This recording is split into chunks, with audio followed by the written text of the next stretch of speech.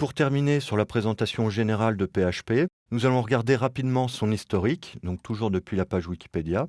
Et l'on peut voir que le langage PHP, qui signifie à l'origine Personal Home Page, a été créé en 1994 par un développeur danois qui s'appelle Rasmus Lerdorf et qui a eu envie de mettre en place sur son site personnel une sorte de compteur de visite. Il va ensuite faire évoluer son langage pour l'améliorer, lui apporter de nouvelles fonctionnalités. Et en 1995, il décide de le rendre public et de le mettre à disposition de tous les développeurs. PHP acquiert alors une certaine notoriété et une certaine popularité.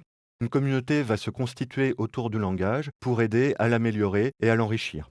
C'est l'époque aussi où il va changer de nom pour devenir PHP Hypertext Preprocessor, avec un petit clin d'œil sur les acronymes récursifs, les acronymes qui s'appellent eux-mêmes, tout comme on peut noter Linux, Linux is not Unix, ou GNU, GNU is not Unix, ou plus récemment Bing, qui signifierait Bing is not Google. Donc ces acronymes récursifs sont très en vogue dans le milieu du logiciel libre, ce qui justifie le PHP Hypertext Preprocessor.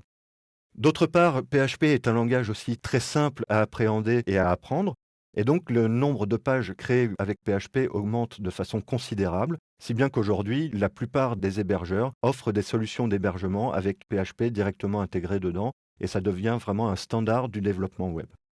Alors, on peut regarder aussi un peu plus bas les différentes versions de PHP, et on voit qu'il y a eu quand même de nombreuses versions, de nombreuses corrections de bugs.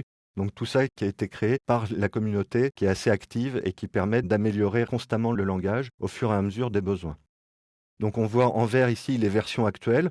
Il y a deux versions qui continuent à être développées, la version 5.2 et la version 5.3. En bleu ici, les futures versions de PHP dont on ne sait pas encore quand elles vont sortir. Donc voilà pour un historique rapide de PHP. On va pouvoir maintenant rentrer dans le cœur du sujet et commencer à voir comment créer ces pages en PHP.